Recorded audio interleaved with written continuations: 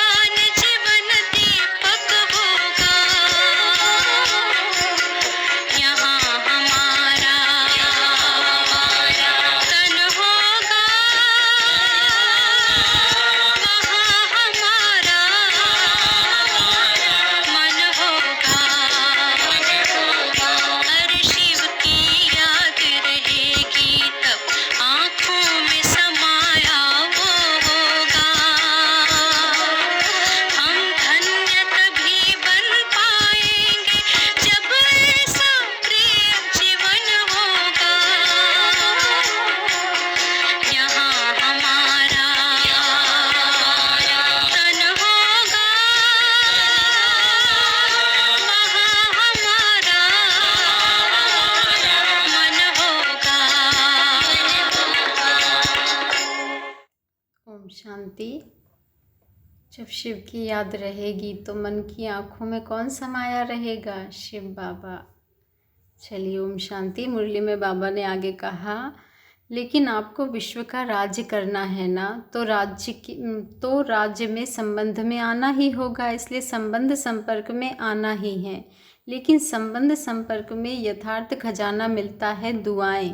बिना संबंध संपर्क के आपके पास दुआओं का खजाना जमा नहीं होगा। माँ बाप की दुआएं तो हैं, लेकिन संबंध संपर्क में भी दुआएं लेनी है। अगर दुआएं नहीं मिलती, फीलिंग नहीं आती, तो समझो संबंध संपर्क में कोई कमी है। यथार्थ रीत अगर संबंध संपर्क है तो दुआओं की अनुभूति होनी चाहिए। और दुआओं की अनुभूति क्या होगी? अनुभवी तो हो ना। अगर सेवा में दुआएं मिलती हैं तो दुआएं मिलने का अनुभव यही होगा जो स्वयं भी संबंध में आते, कार्य आते, डबल लाइट हल्का होगा, बोझ महसूस नहीं करेगा। और जिनकी सेवा की संबंध संपर्क में आए वह भी डबल लाइट फील करेगा, अनुभव करेगा कि यह संबंध में सदा हल्का अर्थात इजी है, भारी नहीं रहेगा। संबंध में आऊँ नहीं आऊँ, लेकिन दुआएं मिलने के कारण दोनों तरफ नियम प्रमाण ऐसा इजी भी नहीं। जैसे कहावत है, ज़्यादा मीठे पर चींटियाँ बहुत आती हैं, तो इतना इजी भी नहीं, लेकिन डबल लाइट रहेगा। तो बाप दादा कहते हैं अपने खजाने चेक करो, समय दे रहे हैं, अभी समाप्ति का बोर्ड नहीं लगा है बच्चे, इसलिए चेक करो और बढ़ते चलो। बाप दादा का बच्चों से प्यार है ना, तो बाप दादा समझते हैं कोई भी बच्चा पीछे नहीं रह जाए, हर एक बच्चा आगे से आगे जाए। चलते चलते देह अभिमान आ जाता है। स्वमान और देह अभिमान का कारण है स्वमान में कमी हो जाती है। तो देह अभिमान को मिटाने का बहुत सहज साधन है। देह अभिमान आने का एक ही अक्षर है, एक ही शब्द है, वह जानते भी हो। देह अभिमान का एक शब्द कौन सा है? बच्चों ने कहा मैं। अच्छा, तो कितना बारी मैं कहते हो? सारे दिन में कितने बारी मैं बोलते हो? कभी नोट किया है? अच्छा, एक दिन नोट करना, बार बार मैं शब्द तो आता ही है, लेकिन मैं कौन? पहला पार्ट है मैं कौन। जब देह अभिमान में मैं कहते हो, लेकिन वास्तव में मैं कौन हूँ? आत्मा या देह? आत्मा ने देह धारण की या देह ने आत्मा धारण की? क्या हुआ? आत्मा ने देह धारण की, ठीक है ना। तो आत्मा ने देह धारण की, तो मैं कौन? आत्मा ना। तो सहज साधन है, जब भी मैं शब्द बोलो तो यह याद करो कि मैं कौन सी आत्मा हूँ। आत्मा निराकार है, देह साकार है। निराकार आत्मा ने साकार देह धारण की है। तो जितना बारी भी मैं शब्द बोलते हो, उतना समय यह याद करो कि मैं निराकार आत्मा साकार में प्रवेश किया है। जब निराकार स्थिति याद होगी तो निरहंकारी स्वतः हो जाएंगे, देहभान खत्म हो जाएगा। यही पहला पाठ मैं कौन, यह स्मृति में रख करके मैं कौन सी आत्मा हूँ, आत्मा याद आने से निराकारी स्थिति पक्की हो जाएगी बच्चे। बाबा ने कहा आत्मा याद आने से क्या होगा? निराकारी स्थिति पक्की हो जाएगी बच्चे। जहाँ निराकारी स्थिति होगी वहाँ निरहंकारी निर्विकारी हो ही जाएंगे। तो कल से नोट करना। क्या नोट करने के लिए कह रहे हैं बाबा? कह रहे हैं कि कल से नोट करना, जब मैं शब्द कहते हो तो क्या याद आता है। और जितना बारी मैं शब्द यूज़ करो उतना बारी निराकारी, निरहंकारी, निर्विकारी स्वतः हो जाएंगे। अच्छा, आज यूथ ग्रुप आया है, यूथ बहुत हैं। बाप दादा यूथ ग्रुप को वरदान देते हैं कि सदा आबाद रहना, एक भी खजाना बर्बाद नहीं करना बच्चे, आबाद रहना, आबाद करना। लौकिक, बाबा ने कहा लौकिक गुरु लोग आशीर्वाद देते हैं आयुष्मान भव, और बाप दादा कहते हैं शरीर की आयु तो जितनी है उतनी रहेगी, इसीलिए शरीर की आयु के हिसाब से आयुष्मान भव का वरदान नहीं देते हैं। लेकिन इस ब्राह्मण जीवन में सदा आयुष्मान भव क्यों? ब्राह्मण सो देवता बनेंगे तो आयुष्मान तो होंगे ना। यूथ की एक विशेषता होती है। आप यूथ अपनी विशेषता को जानते हो? क्या विशेषता होती है? जानते हो क्या विशेषता है आप में? जो चाहे वह कर सकते हैं। अच्छा, कर सकते हैं, कर सकते हो, अच्छी बात है। दुनिया के हिसाब से कहते हैं यूथ जिद्दी बहुत होते हैं, जो सोचेंगे वह करेंगे, दिखाएंगे, वह लोग उल्टा कहते हैं। लेकिन यहाँ ब्राह्मण यूथ जिद्दी नहीं है, लेकिन अपनी प्रतिज्ञा पर पक्के रहने वाले हैं, हटने वाले नहीं हैं। ऐसे हो यूथ? हाथ उठाना तो बहुत सहज है। बाप दादा खुश है हाथ उठाना। बाबा ने कहा बाप दादा खुश है हाथ उठाना, यह भी हिम्मत है ना। लेकिन रोज़ अमृत वेले बाप से की हुई प्रतिज्ञा कि हम इस ब्राह्मण जीवन की प्राप्ति से, सेवा से कभी भी संकल्प में भी हटेंगे नहीं। इस हिम्मत को, प्रतिज्ञा को रोज दोहराओ।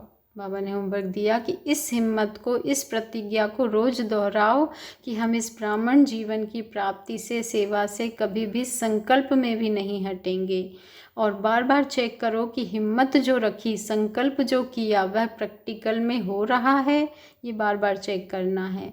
गवर्नमेंट तो कहती है बस 2-4 लाख बन जाए तो भी ठीक है। बाप दादा कहते हैं यह ब्राह्मण यूथ 1-1 लाख के समान है। इतने मजबूत हैं, इतने मजबूत हैं। देखो, ऐसे नहीं घर जाकर फिर लिख दो बाबा माया आ गई, संस्कार आ गया, समस्या आ गई। समस्याओं के समाधान स्वरूप बनो बच्चे। समस्याएं तो आएंगी ही, लेकिन अपने से पूछो मैं कौन, समाधान स्वरूप हूँ या समस्या से हार खाने वाला हूँ।